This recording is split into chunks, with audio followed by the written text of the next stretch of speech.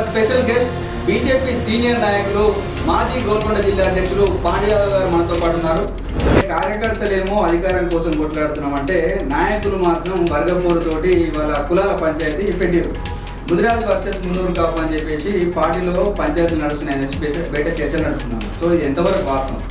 Mudiraj versus మున్నూరు అనేది ఎవరో ఒకరిద్దరు వ్యక్తిగతంగా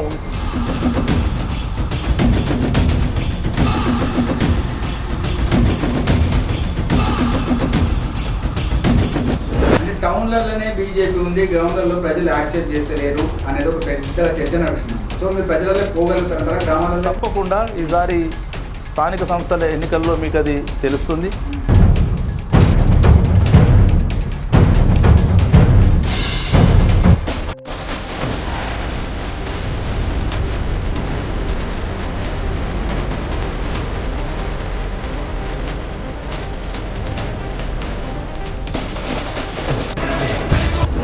యువత రాజకీయాల్లోకి రావాలని బయట చెప్తున్నారు.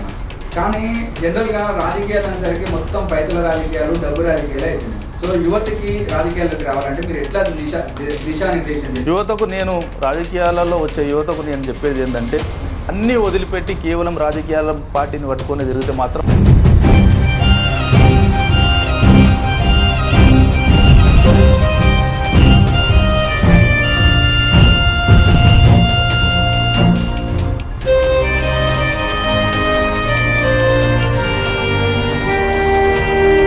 బీజేపీ అధ్యక్ష పదవి ఇప్పటికి కూడా ప్రకటించకపోవడానికి కారణాలు ఏంటంటే భయపడుతున్నా? భయం ఏమీ లేదు.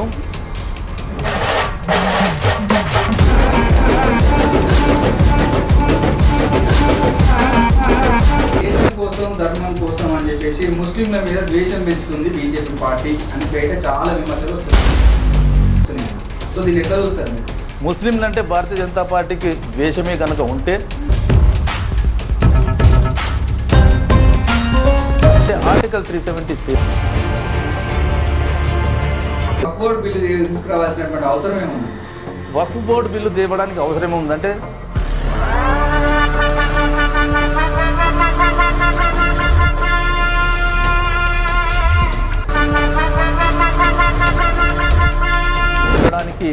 ఈ యొక్క వక్ఫ్ చట్టం తేవడమైంది. దీని వలన ఎవరికీ నష్టం లేదు.